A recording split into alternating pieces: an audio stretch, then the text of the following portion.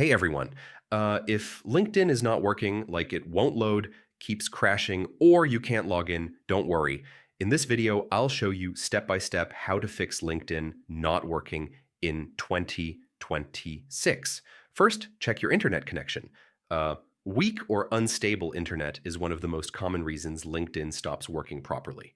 Next, restart the app or refresh your browser. This can fix temporary glitches and loading issues instantly. Now, clear cache and store data.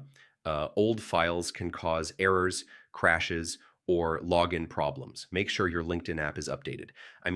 Using an outdated version can often cause performance issues. Try using another browser or device.